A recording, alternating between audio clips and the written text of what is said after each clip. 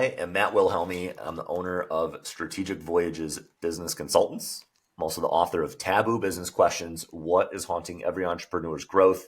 And today I'm joined again by Francesca Kenney, CPA and best-selling author, and Brian Keltner, international award-winning marketer. They work with greenorchid.co, and it's a consulting practice that provides a holistic approach to business.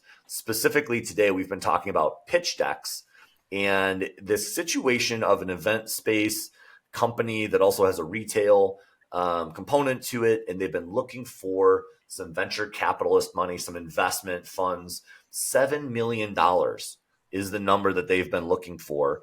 And they got connected with Francesca and Brian through their network. I'm really interested to talk about some of the numbers side of it. I'm also interested in kind of hearing about, how it's been presented. And then what are some of those cautionary tales? What are some of the things that, because Francesca and Brian, you guys have done this a bunch of times, you know what people are looking for, you know how to do it, where to go, conversations to have.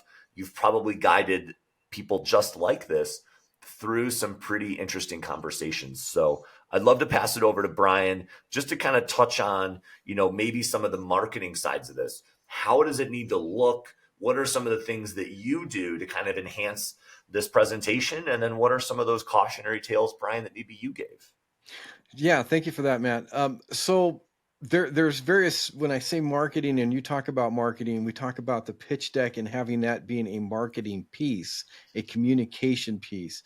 The people that were seeking the funding had their own marketing. So they had things already built into what they were doing. So I want to keep that a little bit separate and maybe just talk a bit about the pitch deck itself. And we start off with the branding. What's the story? So when we do the interview I want to know really what about them? What about you that makes you so special? What is that? Because I want to emphasize that to the investors. Tell me about your team. Let me tell their story. How did they get involved with you? All of that may not make it into the pitch deck, but because you only got so much room on a particular slide, but I can still get that story out, and we can do that also as part of the introduction. So that story may not necessarily be into the pitch deck, but their brand can precede them. That's great. Yeah, I appreciate the delineation there, because I think when people hear the word marketing, they don't necessarily understand that word has maybe 100 different things that it could mean, right? There's pay-per-click, there's lead gen, there's websites, there's copywriting, there's production, there's, in this case, pitch decks. And so there is an element of that you talked about, use the word interview. So it's almost like you're storytelling in a way, and you kind of need to hear the whole story so that you, as the expert, can then maybe pick out the 2 to 3 things, I'm just guessing, of, we want to highlight these things in the pitch deck, right? Exactly. Depending on who the investor is, and we may not know what's a good fit at that moment, but a lot of them really want to know what's the family, what's the dynamics. They're going to be spending a lot of time with this individual. They're going to have dinners. They're going to go to events. They're going to be doing things. Are they likable? Well, and you can learn a lot about somebody through their story. So getting that to come across. Then there's the business, the branding of the business as well. Is there a match between this? And is there a flow between this, so that when somebody looks at the pitch deck, they already have an idea of who you are, what your company is about, just through the aesthetics of the actual pitch deck itself. The words come into play as, I don't want to say the words aren't important. They're everything, but there's a visual aspect that's what they're going to see first. Yeah, that's great. So this particular client was looking for a $7 million investment, and they had these 2 different business models attached to it. It's a family-ran business. Francesca, I'm curious if you can walk us through maybe that second conversation. So you had these interviews, you've kind of identified where they're at, but now it's time to maybe give some advice and tell them maybe what not to do, or maybe explain how the process works. Because I would guess that this is not 100%, every single person you talk to always gets funded, right? And so there's probably some things that you've seen that you'd love to just tell that story and allow people to understand, hey, don't do this, but what are some of those things? Yeah, so I think the first thing that we identified was they didn't have the C-suite, right? So it was a family-owned business. The mom is leading the charge of this venture, but they didn't have the CFO. They didn't have a CMO. They didn't have a CIO. They didn't have those high-level people to go ahead and state, this is my advisory board that's helping us. So what we're able to do is through our network is find those people that can come in and be the advisory roles for them and to help guide them. So, Francesca, this is a really important question because I just want to understand your business model. When you're advising these clients and you've identified that they don't have these C suites in place, is that a service that you guys would provide, or is that a conflict of interest? I guess I'm asking. I don't really know the answer. Go ahead, Well, I was Brian. going to say, you know what, when we say we're a holistic organization, that is it. And I'll use CFO as an example because Francesca's right here, and I think she might know a few CFOs that if this may not be the right project for her, we know CFOs that can come on and be a great fit. So it's not, oh well, we just happen to have that in our back pocket. We have a lot in our back pocket that we can bring to the table to make sure it's the right fit. Yeah, I think that's really important. In my line of work, I do help businesses as their CFO as well. But I also identify pretty quickly that there's a lot of other things going on in their business that they need help with. And then making those introductions is really important.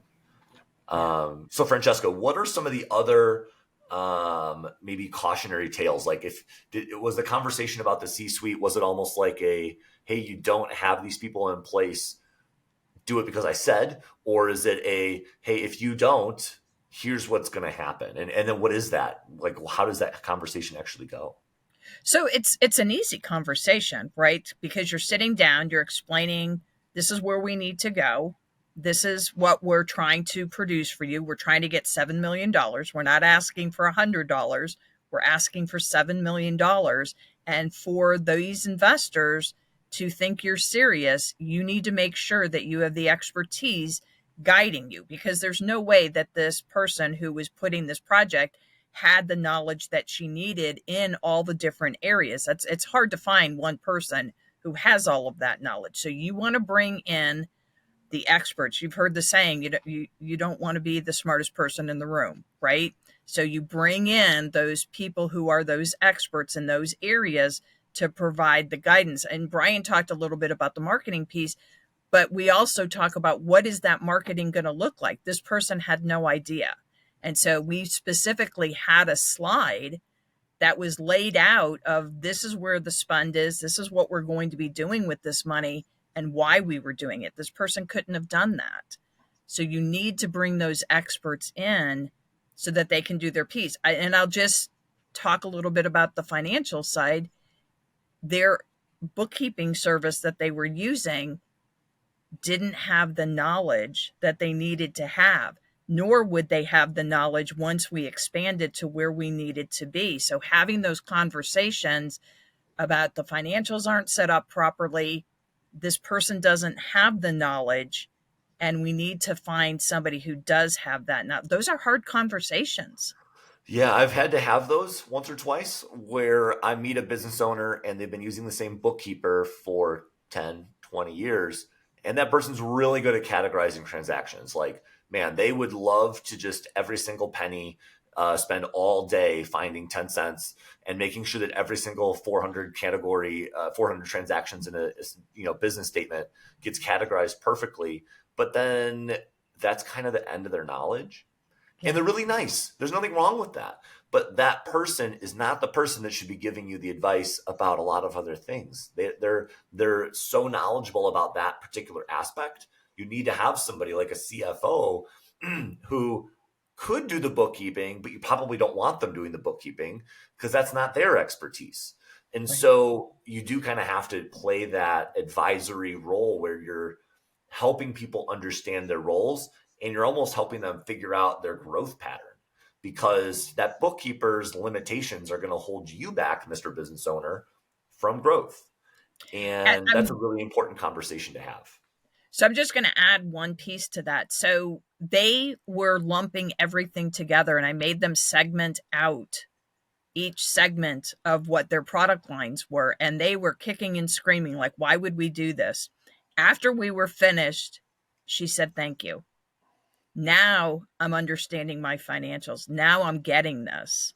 And Isn't so, that great to hear that thank you at the end? Because I do think yeah, that sometimes it's a painful process, going through some of these financial conversations and reorganizing things. And, well, we've always done it this way, so why are we changing, kind of thing.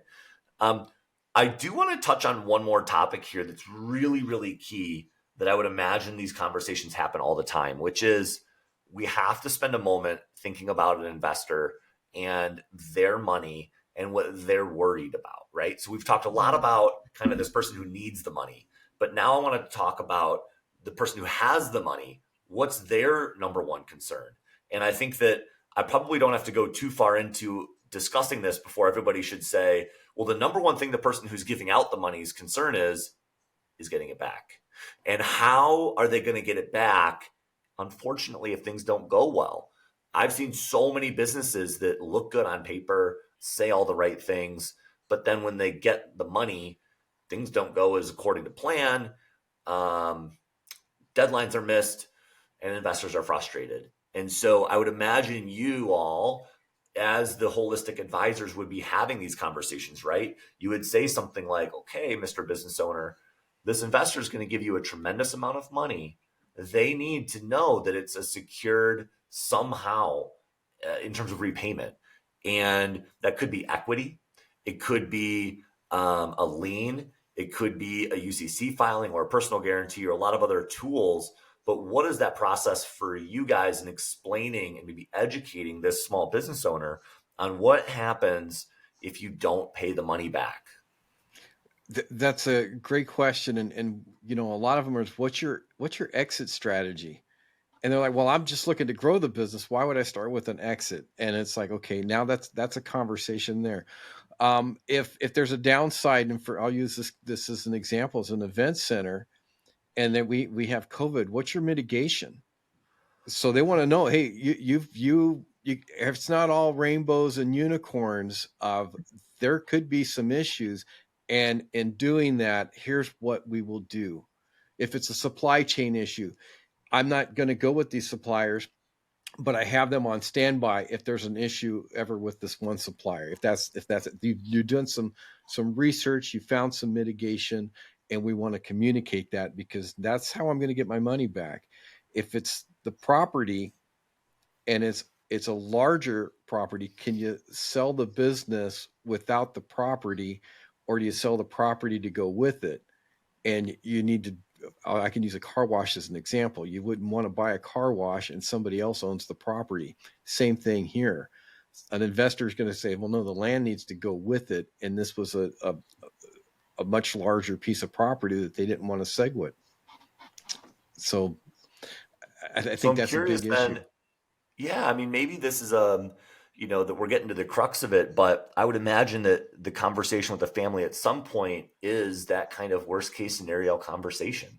It's uncomfortable, but it needs to be had so that at the finish line, you're not, shoving a piece of paper in somebody's face and asking them to sign it that says, something like maybe personal guarantee or lien or all these scary words that maybe people aren't prepared for. So, was there a conversation about equity with this particular client, and how did that go? So there was a very, very strong conversation that I sat and had with them and explained that when the money comes in, this isn't your personal bank account. This is, we are going to have to live by these financials. We are going to have to educate. We are going to have to hit these numbers. And not to the point of scaring them, but just making sure they really understood what they were getting themselves into. $7 million is a lot of money. And so I said, I know you're used to, it's a family-owned business. I know you're kind of just moving through and doing things, but we're going to grow up really quickly. and we have to act like a business. And that is so important. So I would think that maybe the other conversation that a VC would want to have, and maybe this is where you guys have some advice, is have they ever gotten money before? What happened? Because in a lot of transactions, if you're the first person giving, especially $7 million to anyone, you really want to know how are they going to act? What are they going to have, like a pompous attitude? Are they going to be humble? Are they going to be hardworking? If they did get any other money, that person get paid back? It's like, well, tell me that story. And so was there a conversation with this company about maybe what happened in the past and how did that go? Yeah, so there absolutely was. Do you want to talk about this, Brian? We were talking about this yesterday. There's different segments of funding. So the seed money, if you will, usually for startups, versus you can go to the C round where, hey, I'm already a business, I'm just looking to expand. And that's where they thought they were, is that they already have a business and they're looking to expand, but realizing that, no, this is really seed money, but that's a huge chunk for seed money and you don't have proof of concept yet. So there was a lot of negotiation, a lot of conversations, a lot of realizations that you need to come to terms with, and expectations need to be adjusted. Not just the amount of money you're asking for, but that's not your money. That's going to this business that they are now part of.